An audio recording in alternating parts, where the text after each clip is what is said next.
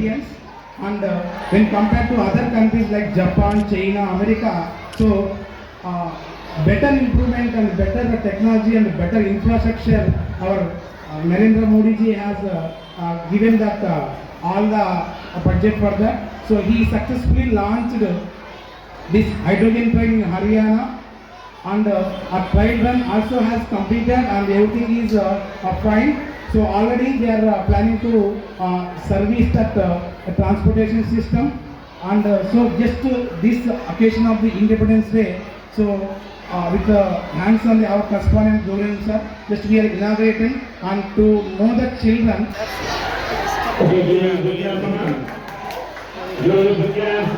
Ye big round of applause.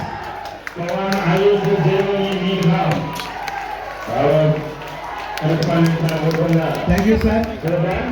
Thank you very much.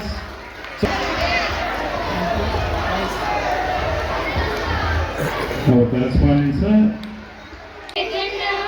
కాశ్మీరమైన కన్యాకుమారైన రెపరెపలాడుతూ నిలిచే జెండా. కాశ్మీరమైన కన్యాకుమారైన రెపరెపలాడుతూ నిలిచే జెండా. ఎగరాలో త్రివర్ణ జెండా ఎగరాలో, మా సువర్ణ జెండా ఎగరాలో. ఎగరాలో ఎగరాలో ఈ భారత జెండా ఎగరాలో. త్రివర్ణ జెండా ఎగరాలో, మా సువర్ణ జెండా ఎగరాలో. Sir, please welcome. Next speech by English. All of you sit down. Don't make noise. All of you sit down. Dear children, తనకు తానుగా తనను పరిపాలించుకోవడమే స్వాతంత్రం అంటున్నాం. అయ్యా 200 సంవత్సరాలు బానిస సంఖ్యల అణిగి మణిగి జరిగి బానిస సంఖ్య ఎంతో మంది వీరులు తమ మాన తన ప్రాణాలను సైతం పోగొట్టుకుని రూపుదిద్దుకున్నటువంటి జెండా ఆ 3 రంగుల జెండా, ఆ వీరుల రక్తపు పొట్లే స్వాతంత్రపు జెండా. మరి స్వేచ్ఛ, స్వాతంత్రం అంటే ఏంటి, స్వేచ్ఛ అంటే ఏంటి? స్వాతంత్రం అంటే నీకు నువ్వు పరిపాలించుకోవడం అని చెప్పుకున్నాం. మరి స్వేచ్ఛ, స్వ ప్లస్ ఇచ్చ, స్వలో ఆ ఉంది, ఇక్కడ ఈ వచ్చింది, ఆకు ఈ వస్తే ఏ అవుతుంది, గునిసింది. ఏమి సార్ నువ్వు ఎప్పుడు సొంత సమాసాలు? స్వ అంటే సొంతం, ఈచ్ఛ అంటే కోరిక, సొంతంగా కోరికను కలిగి ఉండడం. అయ్యో ప్రతి విద్యార్థి, ప్రతి భారతీయ పౌరుడు కూడా తనకు తానుగా స్వతంత్ర భావాలను కలిగి ఉండాలని చెప్పి మన ఈ యొక్క 3 రంగుల త్రివర్ణ జెండా చెప్తుంది. సో రంగంలోనికి కాలు కదిపి, కథన రంగంలోనికి కాలు కుదిలిపి, వీయానికి కళ్యాణికి కాలు తువ్వి, తెగిపడుతున్న తల ఎవరిదో, ఎగిరి పడుతున్న కాలు ఎవరిదో, సో రాలి పడుతున్న తల ఎవరిదో, సెలయేటి తారలై ప్రవహిస్తున్నటువంటి ఆ యొక్క రక్తపు బొట్లు భరతం త్రివర్ణ జెండా. ఒకడేమో పేరా భారత్ అంటాడు, ఒకడేమో జై అంటాడు, ఒకడేమో భారత్ మాతకి జై అంటాడు. మరి ఎవరు ఎన్ని పోరాటాలు, ఎన్ని ప్రాణ త్యాగాలు, మరి ఎన్ని రక్త బొట్టులు, మరి ఎన్ని రక్త ప్రవాహాలు, ఇవన్నీ కలిస్తేనే ఈ దేశానికి మనం ఇచ్చినటువంటి ఆ యొక్క గౌరవం. మరి విద్యార్థులారా మీరు కూడా, విద్యార్థులారా మీరు కూడా ఉత్తమ భావి పౌరులుగా తీర్చిదిద్దబడాలి. ఏంటి దేశం అంటే? దేశం అంటే మట్టి. Next speech by Telugu Pratap sir. Please come on the dais, sir. మరి ఇండియా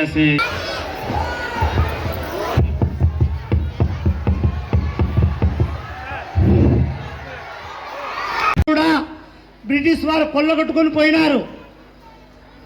చివరికి మనకి ఏముందయ్యా అంటే తినడానికి తిండి లేదు, ఉండడానికి ఇండు లేదు, కట్టుకోవడానికి బట్ట లేదు.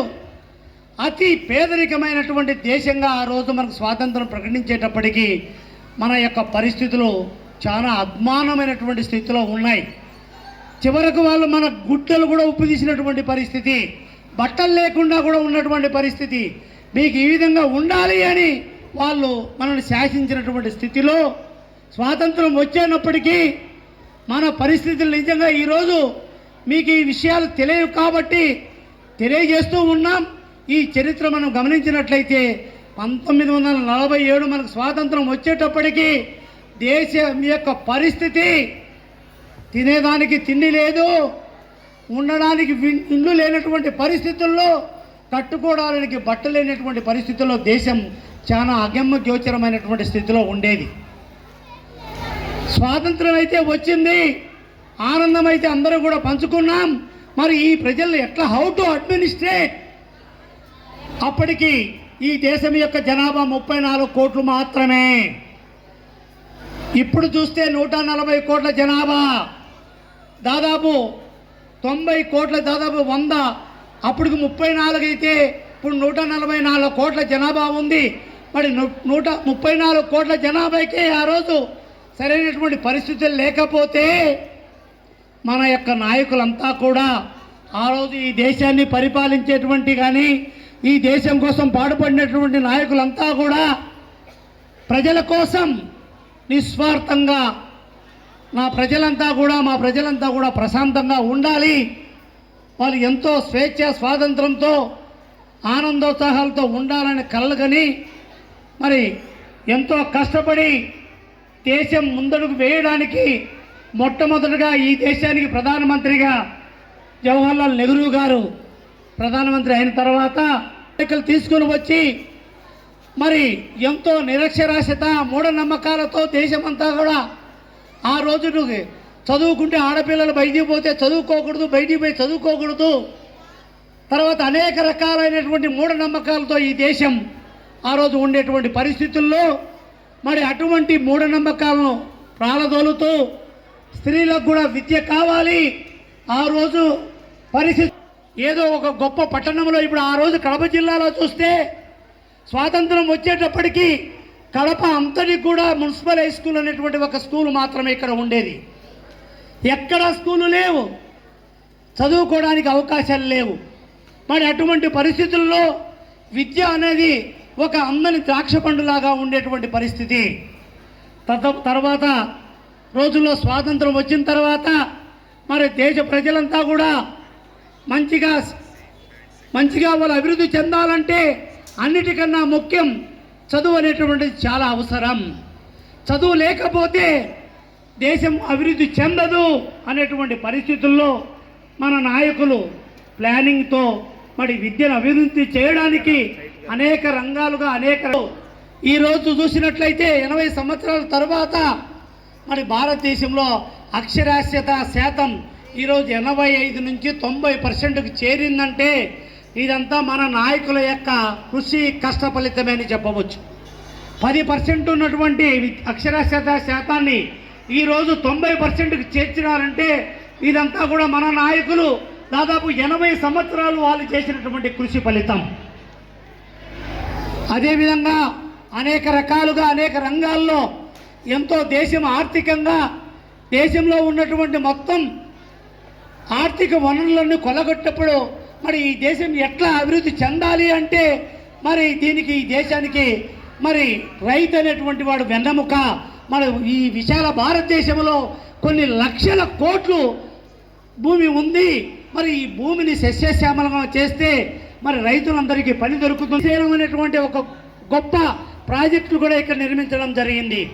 మరి ఈ ప్రాజెక్టులు రావడం వల్ల దేశంలో ఎన్నో రకాలైనటువంటి ప్రాజెక్టులు నిర్మించడం జరగడం వల్ల మరి భారతదేశంలో ఎంతో వ్యవసాయం, ఆ రోజు తినడానికి తిండి లేనటువంటి పరిస్థితిలో ఉన్నటువంటి దేశం 80 సంవత్సరాల తర్వాత ప్రపంచ దేశాలకే ఆహారాన్ని అందించేటువంటి చైనా తర్వాత 2వ స్థానంలో భారతదేశం ఉంది అంటే ఇదంతా మన నాయకుల యొక్క కృషి ఫలితమని మనము చెప్పక తప్పదు.